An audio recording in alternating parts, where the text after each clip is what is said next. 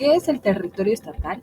Se le denomina así al espacio geográfico en el que cada estado imponiendo de forma exclusiva su legislación y autoridad, abarcando tres tipos de espacios: el terrestre, el marítimo y el aéreo. Territorio marítimo. De acuerdo con el marco jurídico de aguas internacionales, se divide en diferentes zonas. Zona contigua. Es la zona adyacente al mar territorial. La zona contigua son 12 millas náuticas a partir del mar territorial, haciendo un total de 24 millas. Zona económica exclusiva. Tiene una extensión de 200 millas náuticas, medida de la línea base, al igual que la zona contigua. Las naves de todos los países pueden navegar libremente en esta y en toda su superficie. Cada estado ejerce por sí solo los derechos de exploración y explotación. Plataforma continental. Es la prolongación natural de un continente cubierto por mares relativamente poco profundos y golfos. De acuerdo a la Convención, la plataforma continental de un estado ribereño comprende el lecho y el subsuelo de las áreas submarinas que se extienden más allá de su mar territorial y a todo lo largo de la prolongación natural de su territorio, hasta una distancia de 200 millas marinas. Territorio cósmico y aéreo. El espacio cósmico se refiere al universo. Es la extensión continua donde están contenidos todos los objetos que coexisten, mientras que el espacio aéreo es aquel espacio comprendido entre una base construida por un territorio de un estado soberano y la prolongación vertical de los límites de dicho estado. México es parte del Convenio de Aviación Civil Internacional de 1944, Convenio de Chicago. Este convenio establece las libertades del aire que vienen a ser los derechos de tránsito y de transporte que los estados conceden a las aeronaves, tanto nacionales como extranjeras. En cuestión del espacio cósmico, las fuentes de este derecho son las clásicas. Existe la Carta de Derechos del Espacio de 1967, la cual son una serie de principios y normas que son fundamentales para la regularización. Estas normas rechazan la apropiación del espacio y lo ponen como interés para toda la humanidad. Ríos internacionales.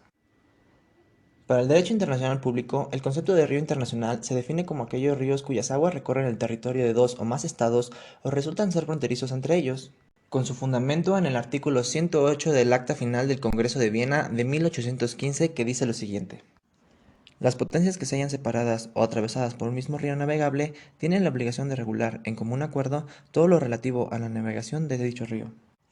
De esta forma, el derecho internacional público propone algunos principios que responden al conjunto de necesidades legales que ingieren y determinan los derechos y usos de los ríos internacionales por parte de las naciones aledañas.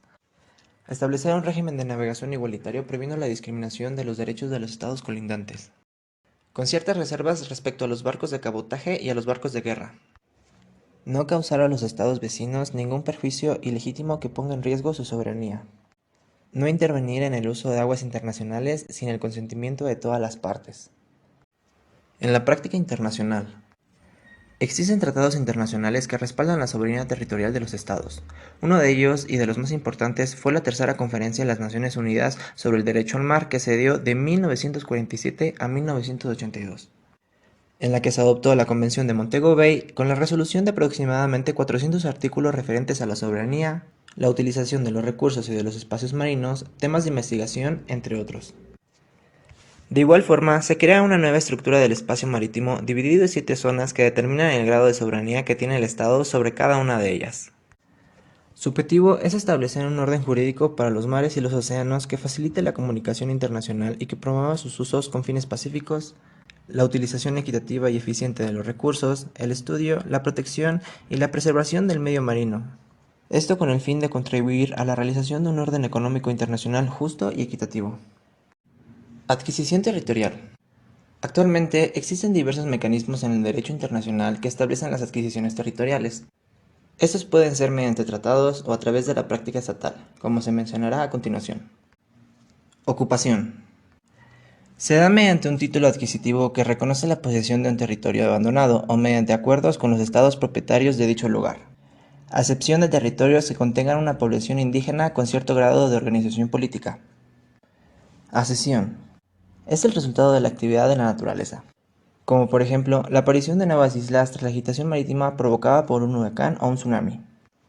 La cesión jurídica proviene de tratados, convenios, acuerdos o convenios internacionales que otorgan privilegios a algunos estados con ciertas ventajas para la explotación de sus recursos naturales. Anexión. Se trata de la adquisición de un territorio mediante una guerra de conquista. Esta puede ser una solución de absoluta derrota o tras la rendición incondicional de sus fuerzas armadas. De igual forma, existen modos derivados de la adquisición territorial que pueden ser a través de la transferencia de territorios a la soberanía de otros estados. Cesión territorial. Es la renuncia voluntaria de un territorio que puede darse mediante el canje, la venta, donación o adjudicación voluntaria u obligatoria en ventaja de otro estado. Prescripción adquisitiva.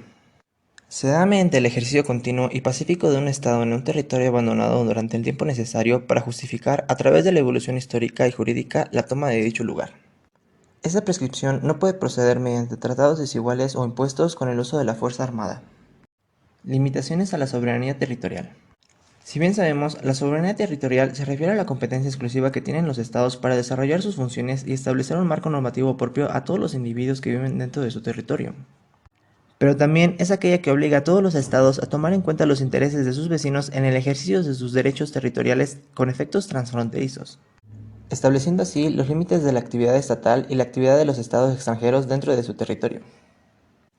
Algunos tratados como la Carta de las Naciones Unidas o la Convención de Montevideo sobre Derechos y Deberes de los Estados estipulan en varios de sus artículos algunas limitaciones que tienen los estados de referentes a la soberanía territorial. Abstenerse a la amenaza o al uso de la fuerza contra la integridad territorial o independencia política de cualquier estado.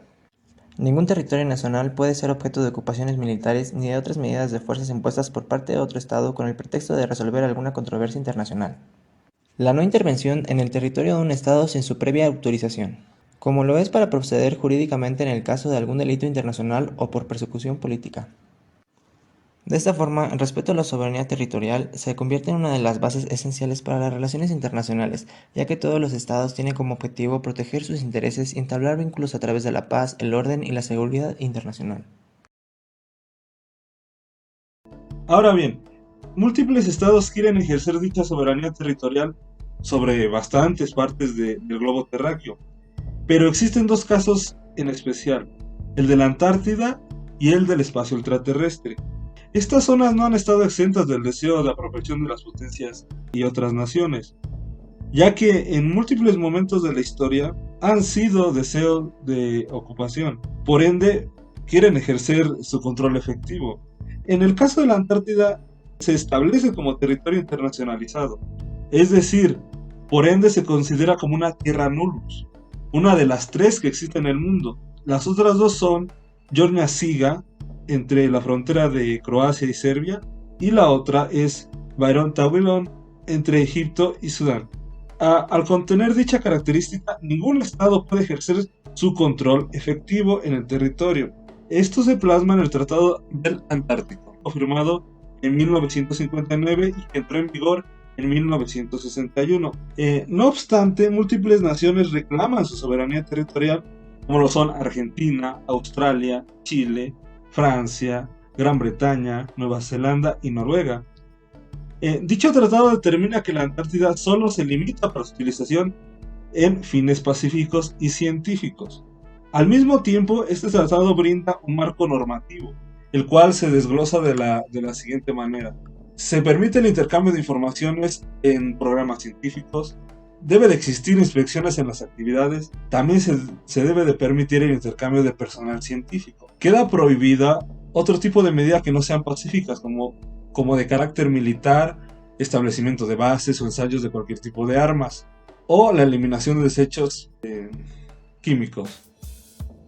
También se otorga una condición de status quo de las reclamaciones territoriales de los 7 países que reclaman su soberanía. Permite las actividades de terceros estados y establece normas y convenciones para la conservación del medio ambiente y sus recursos naturales.